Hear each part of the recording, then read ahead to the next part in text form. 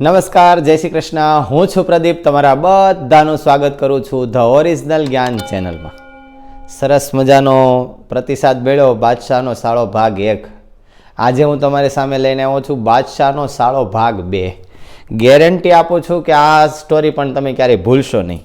સરસ મજાની કોમેન્ટો હતી, કોમેન્ટો વાંચી, બહુ મજા આવી. શેરિંગ પણ એટલું બધું કર્યું છે તમે, અને વ્યૂઝ પણ બહુ સારા એવા છે. આવો ને આવો પ્રતિસાદ આપતા રહેજો, આટલો ને આટલો પ્રેમ કરતા રહેજો, બહુ જ મજા આવે છે. રેડી? અને તમને પણ 100% મજા આવશે. આજની સ્ટોરી એટલી મસ્ત છે ને શીખવાનું જોઈએ કંઈક, તો જ આપણે સ્ટોરી લઈને આવવાનું થાય છે. નકર જિંદગીમાં સ્ટોરી વગર કાંઈ બકબક કરવાનું થતું નથી, એવું નક્કી કર્યું છે. જોઈએ હવે, ચાલો. સરસ મજાની સ્ટોરી છે બાદશાહનો સાળો ભાગ 2. એટલે થોડાક સમય પછી 6-8 મહિના, વર્ષ દિવસ પછી પાછું રાણી હોય ને એ પાછી હઠ પકડે કે હવે તો મારા ભાઈને કે બધી ખબર પડે છે કે એક ધકે કામ થઈ જવું જોઈએ, બધી ખબર પડે છે, એટલે તમે હવે એને પ્રધાન પદો આપો છો. બાદશાહ કે તું રહેવા દે, તું એ બિરબલ એની જગ્યાએ જે છે એ રેડી છે, તારા ભાઈને બીજું કંઈક તો કામ કરે જ છે ને એ રાજ્યમાં. નહીં, રાણી કે નહીં, આ વખતે તમારે આપવું જ પડશે. એટલે પાછી હઠ પકડે ને રાણીની હઠની સામે કોઈનું હાલે નહીં, રાજાનું ન હાલે.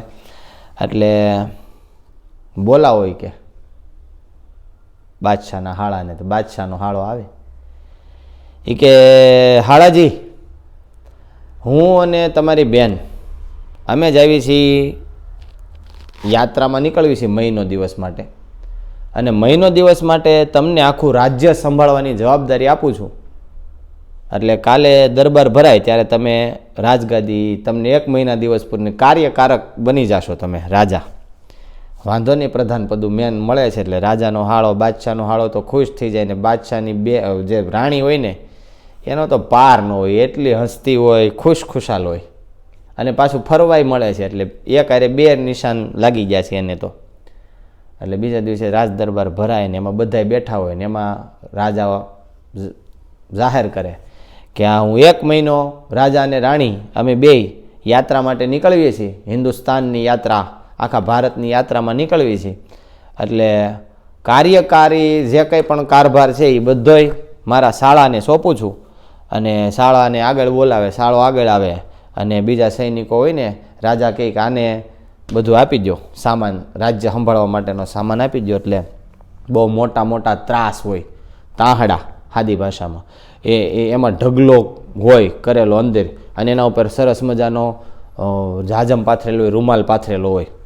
એટલે રાજાના હાળા, બાદશાહના હાળાને તેમ જ થાય કે આમાં તો સોના મહોરો હશે, હે જલસા કરવાના છે, બધાય સૈનિકોનો પગાર કરી નાખવાનો છે મહિને, અને રાજ્યનું બધું ધ્યાન રાખવાનું છે ને આ તે કરવાનું છે, ને જેને ભેટ સોગાતો મોકલવાની છે એ મોકલી દે. હું પૈસાની કંઈ ટેન્શન નથી. એવા 10-12 તાહડા આપ્યા હોય, અને તાહડા ઉપર રૂમાલ ઢાંકેલો હોય.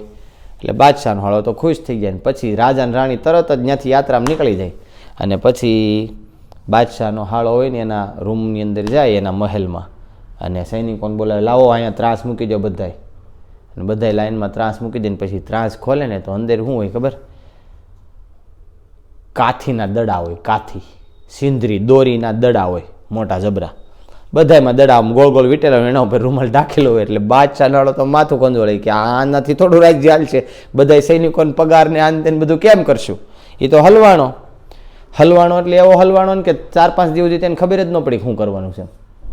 4-5 દિવસ નહીં, મહિનો વયો ગયો ને તો એને દશ જ ન હોય કે આ કાથીને દડાનું શું કરવાનું. બધા સૈનિકો રોજ જાય મહેતાજીની ઓફિસમાં કે અમારો પગાર નથી થયો હજી, નામ ને તેમ ને. બધા સૈનિકો કામ કરે ને ન કરે ને એવું થઈ ગયું કે અમને પગાર નથી મળતો, અમે શું કામ કરવી? અમે રાજ્યની સુરક્ષા કરવી છીએ, રાજ્યનું ધ્યાન રાખવી છીએ, યાતાયાત બધું સંભાળવી છીએ, બધું સંભાળવી છીએ, તો અમને પગાર તો મળવો જોઈએ ને. અમારે એક બાયડી છોકરાઓ છે, એટલે એ કોઈ હરખું કામ ન કરે ને બધું રગડ ધગડ થઈ જાય. અને મહિના દિવસ પછી બાદશાહ અને રાણી બે આવે અને જોવે ને ત્યાં તો ગેટ ઉપર, મહેલના ગેટ ઉપર સૈનિકો સૂતા હોય ને ઘારોડતા હોય ને હરખું કોઈ ધ્યાન ન આપતા હોય ને મહેલની અંદર જાય ઠેઠ સુધી, અને જોવે એટલે માહોલ આખા રાજ્યનો બગડી ગયો હોય. કોઈને પગાર બગાર કાંઈ છું જ ન હોય, માહોલ બગડી ગયો હોય.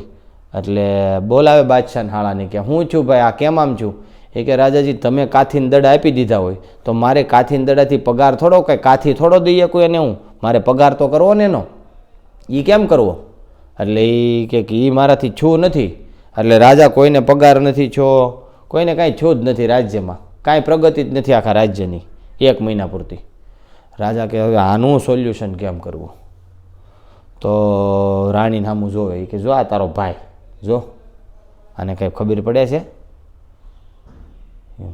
બીજે દિવસે દરબાર ભરો, એ કે દરબાર ભરે ને બિરબલને બોલાવે દરબારમાં. એ કે આ મહિને કોઈનો પગાર નથી જો, પણ આ મહિનાનો પગાર અને આવતા મહિનાનો પગાર હવે તમને જે કાંઈ પણ પ્રોબ્લેમ થયો છે એ હું બિરબલને સોંપું છું. પાછા અમે યાત્રામાં જ આવી છીએ, અમારે થોડાક સ્થળો બાકી રહી ગયા હતા, એટલે થોડાક સ્થળો લેવા જાય છે. અને હવે કે બિરબલને કાર્યકાર બધો ભાર જે છે કાર્યનો એ બધો બિરબલને સોંપીને જાય છે. બિરબલને કહે કે આવી જાવ, હાલો. બિરબલ આવે અને એના માટે સૈનિકો ત્રાહડા લઈને આવે, ત્રાસ લઈને આવે ને એની અંદર પાછો રૂમાલ ઢાકેલો હોય. એટલે બિરબલ તો એનું સામે ધ્યાન ન હોય, બિરબલનું તો ત્રાસની સામે એમાં હું છે હું નથી. બિરબલ કે વાંધો નહીં, હાલો ને. અને પછી તરત રાજા અને રાણી બે પાછો મહિનો દિવસ સુધી યાત્રા કરવા, યાત્રામાં નીકળી જાય, ફરવા બધી જાય, જે સ્થળો બાકી હતા એ બાકી લેવા એ નીકળી જાય. અને બિરબલ કહે કે હાલો ત્રાસ ખોલો તો શું છે? એમાંય કાથીન દડા જ હોય, કાથીન દડા જ હોય. એટલે બિરબલ કે કાથીન દડા છે, વાંધો નહીં, હાલો 1-2 દિવસ હાય શાંતિથી આરામ કરે. પહેલાં તો કાર્યભાર મેળવ્યો હોય એટલે 1-2 દિવસ શાંતિથી આરામ, કે ને આપણે કે ઘણો સમય છે 28 દિવસ તોય વચ્ચે. કે પછી 3જા દિવસે નીકળે 4-5 સૈનિકોને લઈને, 4-5 સૈનિકોને ઓલી કાથીને દોરી ને એ બધું હોય ને અને ચૂનો ને એવું બધું લઈને નીકળે. નગરમાં નીકળે. નગરમાં બહુ મોટા મોટા નગર શેઠોને બધાય રહેતા હોય, એના મોટા મોટા બંગલા મહેલો હોય એના. અને મહેલો હોય ને એટલે બિરબલ કે હાલો આને માપવા માંડો આમથી આમ. તો કાથીને દોરી લઈને 2-3 સૈનિકો આમ રાખે ને 2-3 સૈનિકો ત્યાં ચૂનાના ઓલા નિશાન કરે અને પછી આમ આડું ઊભું ને આમ માપવા જ માંડે. નગર શેઠ ઉપરથી મહેલમાંથી જોઈ જાય, કોગળા કરતાં કરતાં હવાર ઉઠીને આવ્યો ને બ્રશ કરતાં કરતાં, બિરબલ કે આ શું કરો છો? એ કે કાંઈ નહીં, તમે નીચે આવો પછી ખબર પડે. નગર શેઠની બધા નીચે આવે. નગર શેઠ નીચે આવે ને એટલે કે શું છે? અરે રાજાએ નવું હમણાં બહાર પાડ્યું છે, રાજ્યનું ઇનોવેશન કરવાનું છે, એમાં તમારો બંગલો છે ને અડધો રસ્તામાં આવે, 50% કપાઈ જાય એમ છે તમારો બંગલો, અને એનું નિશાન કરવી છે. હા બિરબલ કે આ તમે શું કરો છો? એ કે માંડ બંગલો બનાવ્યો છો, માંડ મહેલ બનાવ્યો છો, તમે એ ન કરો, તમને તું કેટલા સમયથી ઓળખો છું. એટલે પછી બિરબલને કહે કે તમે નગર શેઠ હોય કે થોડાક સાઈડમાં આવો ને. શું છે? એ કે બિરબલ સાહેબ, બિરબલભાઈ કે તમને તમે આપણે કેટલા સમયથી આપણે સંબંધ છે, એ કે તમે કે થોડું ઘણું આમ તેમ કરો ને, કે તમે રસ્તાને થોડોક ત્રાહો બાહો કરી નાખો ને, આપણે પાછળથી કંઈક થતું છે જોયું જાય. બિરબલ કે કાંઈ ન થાય, રાજાનો ચોખ્ખો હુકમ છે, આ તમારો બંગલો 50% કપાય એમ છે, તમને એટલી ખબર નથી પડતી? રસ્તામાં બંગલો તમે બનાવી નાખો, મહેલ બનાવી નાખો તે ખબર નથી પડતી? એ કે બિરબલ સાહેબ જવા દો ને, કે તમને કે 1000 સોના મોહરો આપે, કે તમે કંઈક સેટિંગ કરજો. ન થાય, 1000 સોનો મોહરો કાંઈ ન થાય, આમાં મારે શું કરવું? પછી મારે તો રાજાનું સાંભળવાનું ને બધું. બિરબલ કે ના એ નહીં મેળવું ભેગું થાય. એ કે 1000 ની 5000 સોના મોહર આપું, કે તમે મારો બંગલો નહીં કાપવા દેતા. એટલે બિરબલ કે જો તમે ઓળખીતા છો, તમે મને ઘણા સમયથી ઓળખો છો ને એટલે હું તમને જવા દઉં છું, અને તમે કોઈને આ વાતની ખબર ન પડવી જોઈએ. 5000 સોના મોહરો જો ઓલો સૈનિક છે એને આપી જો, હાલો એને આપી દઈને પછી ને હાલો અહીંથી સિંદરી બિંદરી બધું ઉઠાવો. સિંદરી બિંદરી લઈને લઈ જાય. બીજો નગર શેઠ હોય ને એના બંગલે આડાવડા માપવા માંડે. 2-3 દિવસ સુધી બંગલા માપે ને તે એટલું બધું ભંડોળ ભેગું કરી લીધું હોય ને, ગયા મહિનાનો ઓલા બાદશાહના હાળા વાળો મહિનાનો પગાર હોય ને એ પગારે ચૂકવી દે, ચાલુ મહિનાનો પગાર એડવાન્સમાં ચૂકવી દે, અને આગળના મહિનાનો જે પગાર હોય ને એ પૈસા પીડ્યા હોય રાજ્યમાં. ખાલી 2 દિવસની અંદર સુપડા સાફ. મતલબ તમારી પાસે કહેવાનું આખું તાત્પર્ય એ છે, આખી સ્ટોરીનું કે આખી વાર્તાનું એમાંથી શીખવા એ મળે છે કે ઘણાય બધા લોકો એમ કહે કે ભાઈ હું છે ને બહુ સક્સેસ હોત, બહુ સફળ હોત, ગામમાં મારું નામ હોત, બધું હોત, પણ મને આ વસ્તુ નહોતી મારી પાસે. મને કોઈનો સપોર્ટ નહોતો, મારી પાસે પૈસા નહોતા, મને કોઈ મારી બાજુમાં પડખે ઊભો રહીને એવું કોઈ હતું નહીં, મારા મમ્મી પપ્પા નહોતા અથવા તો એ બહારગામ રહેતા હતા, મારે કોઈ ભાઈ નથી એટલે મને કોઈ સપોર્ટ ન કરતું, મારો કોઈ એવો દોસ્તાર નહોતો જે મને સપોર્ટ કરે કે જેનાથી હું આગળ વધું. આ બધા બાના છે. જેને કંઈક કરવું છે ને એની પાસે ગમે તે વસ્તુ હોય, જેને કરવું છે ને 100% કરી જ લે. બહુ મોટી વાત છે, બહુ જ મોટી. આ બધા બાનાઓ છે ને કે મને તો આમ સપોર્ટ ન મળ્યો, ન કરતો હું છે ને બહુ આગળ વધ, નહીં, એ વાત ખોટી છે, એ બાનું છે. આપણી પાસે જે કંઈ પણ વસ્તુ છે ને એને શસ્ત્ર બનાવી દો ને એટલે જીવનની અંદર ગમે તે તમે મેળવવા માગો છો ને મળે. એમાં તમે સફળ થાવ, પણ જે છે એની કદર કરતા થાવ, અને જે શસ્ત્ર છે ને એને શસ્ત્ર બનાવી લો. ભલે કાંઈ નથી તો મગજને શસ્ત્ર બનાવી લો. તમારી જે આવડત છે ને એ આવડતને શસ્ત્ર બનાવી લો. તમારે જ્યાં પહોંચવું છે ને ત્યાં પહોંચી શકાય. જેવી લાઈફ જીવી હોય ને એવી જીવી શકાય.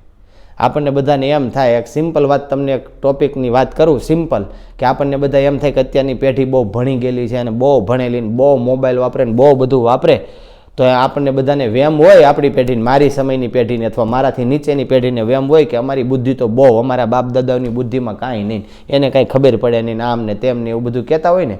એ છોકરાઓને તો આ વિડીયો ખાસ મોકલજો કે તમે ભલે આખી દુનિયાને જાણતા હોય, તમે ભલે આખી દુનિયા ફરી હોય, પણ તમારું જીવન અને તમારા મમ્મી પપ્પાનું અને તમારા દાદાએ જે જીવન જીવન એવું તમે કોઈ દિવસ નહીં જીવી શકો. એટલું ચોખ્ખું જીવન હતું, એટલું સરળ જીવન હતું એનું. એણે જે જિંદગી જીવી છે ને એવી તમે ક્યારેય નહીં જીવી શકો. ભલે એને કાંઈ ન ખબર પડતી હોય, ભલે એને કાંઈ ખબર ન પડતી હોય, પણ એના જેવી જિંદગી આપણે લાખ રૂપિયાની 10 લાખ રૂપિયા પગાર હોય ને તો આપણે નહીં જીવી શકીએ, નહીં જીવી શકીએ, નહીં જ જીવી શકીએ. કારણ કે અત્યારનો જમાનો છે ને, જમાનો એ ખોટા લોકોનો જમાનો છે. અને એ જૂનો જમાનો હતો ને, સાચા લોકોનો જમાનો હતો. એ લોકો મજબૂત હતા, એ લોકોના સંબંધ મજબૂત હતા.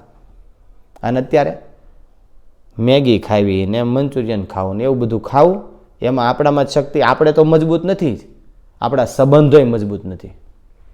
એ ભલે આપણા બાપ દાદાઓ ભલે કાચા મકાનમાં રહેતા, એના મકાન કાચા હતા, પણ એનું શરીર પાકું હતું, એના સંબંધો પાકા હતા. અને અત્યારે આપણે બહુ મોટા મોટા ફ્લેટમાં, મોટા મોટા બંગલામાં રહી, મકાન જ પાકા છે, બાકી માણસ ખોખલા થઈ ગયા અને સંબંધ તો હાવ ખોખલા. રેડી? એટલે એવો વેમ હોય તો વેમ કાઢી જ નાખો કે મારા મમ્મી પપ્પાને કે દાદા દાદીને કાંઈ ખબર નથી પડતી. ના, એ ખબર નથી પડતી ને એના જેવું જીવન તમે કોઈ દી જીવી જ નહીં શકો. રેડી છે? કારણ કે એની પાસે જો કાંઈ નહોતું તો એ કેવું મસ્ત જીવન જીવતા. હસતો ચહેરો જેનો તમને યાદ હશે, આંખ બંધ કરો ને એટલે એનો હસતો ચહેરો તમને યાદ આવે, આવે કે ન આવે? તો એની પાસે જે વસ્તુ હતી ને એને મજબૂત કરી દીધી, એને શસ્ત્ર બનાવી લીધું. એના સંબંધો એટલા મજબૂત હતા ને, એ સંબંધો જ શસ્ત્ર હતા. અત્યારે છોકરાઓને છોકરીને પરણાવવાની હોય ને તો ખબર પડે કે કેટલું મા બાપને ઓલું હોય. અને જૂના સમયમાં એના બાપ દાદાઓનું ખાલી નામ પડે ને કે આનો ફલાણા ફલાણાનો છોકરો અથવા છોકરી પરણાવવાની, ત્યાં 10 માગા તો હાંજે આવે. આ સંબંધની તાકાત હતી. આ સંબંધ જે હતો ને એને મજબૂત કરી દીધો. આવું હતું. એટલે જે કંઈ પણ વસ્તુ આપણી પાસે છે એને આપણે શસ્ત્ર બનાવીને એટલે આપણે સફળ થઈ શકીએ. આપણું જીવન જ્યાં છે ને ત્યાંથી કંઈક સારા એવા લેવલે આપણે પહોંચી શકીએ. સાદી ને સિમ્પલ વાત છે કે મારી પાસે કાંઈ નથી તો એનો મતલબ એવો નથી કે હું કાંઈ ન કરી શકું. મારી પાસે કાંઈ ન હોય ને તો પણ હું આખી દુનિયાને જીતી શકું. એવો આત્મવિશ્વાસ હોવો જોઈએ, એવો કોન્ફિડન્સ, અને એ રીતના મગજ અને એ રીતના આપણી એક્શન હોવી જોઈએ. રેડી? તો બહુ સરસ મજાનો મેસેજ છે આ સ્ટોરીની અંદર, બહુ સમજવા જેવું છે. હું આ બાદશાહનો સાળો 1 ને બાદશાહનો સાળો 2 એ હું ભૂલતો જ નથી. જ્યારે જ્યારે પણ મને યાદ આવે ને, કંઈ પણ કામ કરતો હોય ને ત્યારે એને હું યાદ રાખું છું, કારણ કે એનાથી થોડુંક અપડેટ થવાય છે. તો મારી એવી સિમ્પલ નાનકડી એવી ટ્રાય છે કે એક નાનકડી વાર્તામાં એક મોટો એવો મેસેજ તમને મળે. રેડી? ચાલો તો મળીએ આપણે નેક્સ્ટ વિડીયોમાં. ત્યાં સુધી જો આ વિડીયો સારો લાગ્યો હોય તો લાઈક કરજો, શેર કરજો, સબસ્ક્રાઈબ પણ કરજો અને બધાને મોકલજો.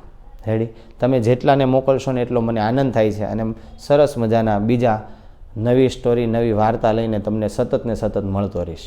રેડી?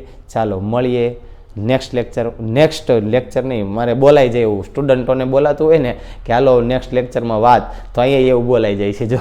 એટલે મળીએ નેક્સ્ટ વિડીયોમાં. ત્યાં સુધી ટાટા, બાય બાય, જય શ્રી કૃષ્ણ.